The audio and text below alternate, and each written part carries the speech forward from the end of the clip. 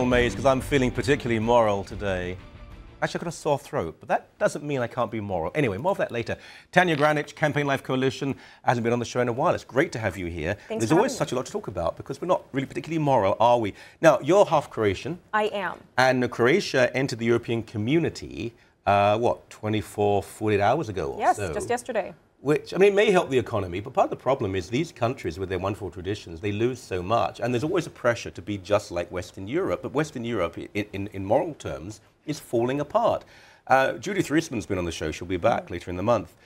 A very radical sex education program being forced on Croatians. They don't want it. The polls show that 80–90% do not want this, but it's being forced on them by a government. Yes, you have a leftist ex-commie government who's basically taking the reins and running with it.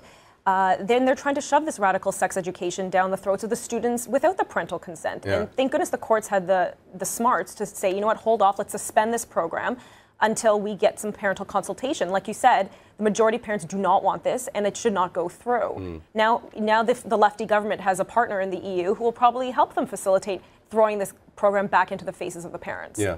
So I think if people say, well, but the government was elected, as in France, people elect a government to deal with the economy. They think the economy is not going well, we want a better economy. And then the government comes in and says, oh, yes, we'd also like to teach your kids about oral sex, please. And well, hold on, this is Croatia. Was it 4.5 million people or so? Right. 90% Catholic or something. We're serious Catholic. We don't want this. We really don't. And then Hollywood comes into play because Hollywood is so powerful and it tells people in the emerging Europe, oh, to be fashionable and progressive and trendy, you've got to believe in all this stuff.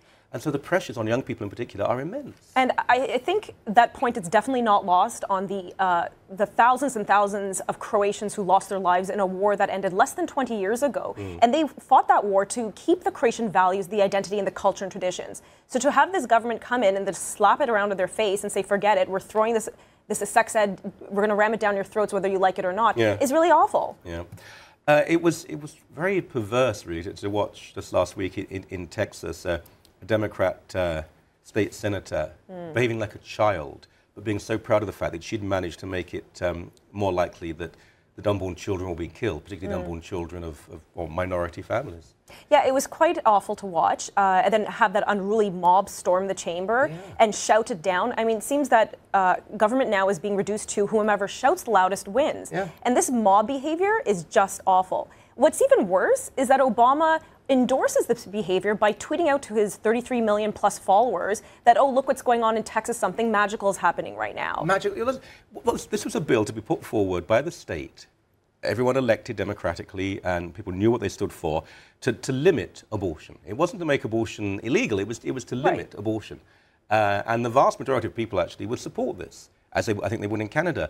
But they said to stop the bill being put through by midnight, well, filibuster, and then when she ran out, just couldn't do it anymore, a mob effectively stormed the chamber and just shouted and screamed so that the speaker could not introduce the bill. Yeah, we see this happening all over the world. You know what? It is. And it's disgusting to watch because I'm sure the framers of Confederation did not come together and say, this is what we want. We want mob rule in the chambers of the legislature or Senate. It's just awful. Well, it is shocking, whatever your view. I mean, if pro-lifers ran in screaming and shouting to make sure that a bill couldn't even be discussed before midnight, you know that every newspaper in the land would say, this is terrible, this is terrible. But this is a tactic the left continue to play. I mean, we saw with MP Stephen Woodworth where he was shouted down and kicked out of a university hall as an invited guest. The same thing happens. It's a tactic the left continue to employ because they just can't win, they can't get their point across, so let's just shout about it. But see, Stephen is a very good fellow, but he shouldn't have gone. He shouldn't have walked off the platform.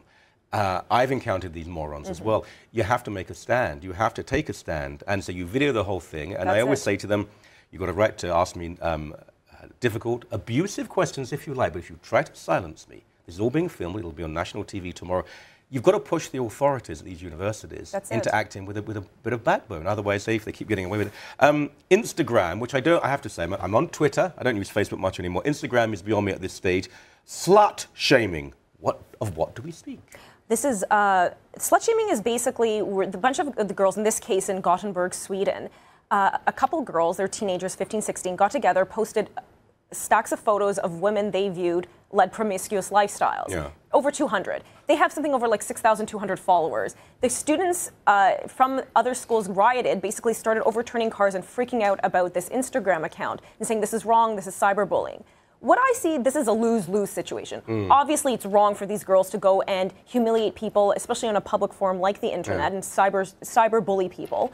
But it also speaks to the culture. Like, it's a lose-lose situation because who are these people? Why are there so many masses of promiscuous young people who feel that this is the way they must behave in order to be a normal member of society? Well, in Sweden, in much of Scandinavia, marriage has been so devalued. That's it. And the state is so all-powerful, the idea of personal responsibility has evaporated to a large extent.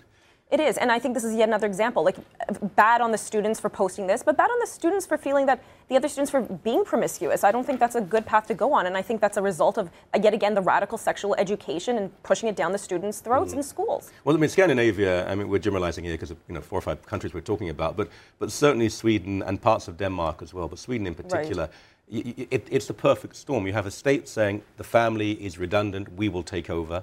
It's materially comfortable and pleasant. You now have a very radical Islamic community, and everything it demands is being given. You have in Malmo, the third city after Gothenburg, the Jews of the city just hemorrhaging because they're so frightened of living there. Marriage has been destroyed. I don't think Scandinavia has a future, particularly Sweden. I don't think Sweden will exist as we know it within 15 years. However, on a happier note, teacher in the dock over his obscene text to teenage father who hanged himself? Yeah, it's... What? It's quite a nasty situation. Basically, this teacher, I guess, was trolling on some website looking for some encounters. The student was embarrassed. His teenage, the mother of his son, who's also a teenager, found out, and he was so humiliated he hung himself. On the same vein, though, just last week there were 2 Ontario teachers who yet again have been charged with sexual offences.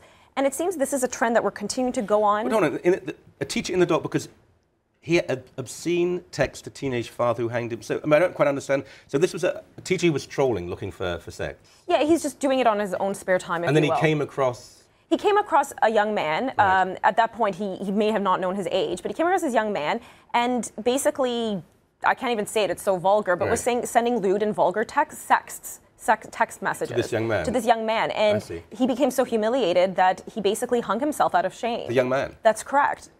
Yeah, it's really awful. Why did he just call the cops and get this guy arrested? I think he was just embarrassed about the whole circumstances being exposed, especially to the mother of his child, a fellow girlfriend who's a teenager. But again, you have here teachers in the classroom basically teaching sexual education to their students, then turning around and taking them as their victims. Well, not many teachers do that. Not many, but it's happening a lot, and I do think that the over-sexualization in the classroom is a big problem. Well, that is. Because we have a very careful boundary here. We have teachers students who look up to teachers as role models, but how can they continue to do so for... We want the old days when the gym teacher would come in and say, if you have sex outside of marriage, you will die. End of story. Thank you very much indeed. Thank you very much.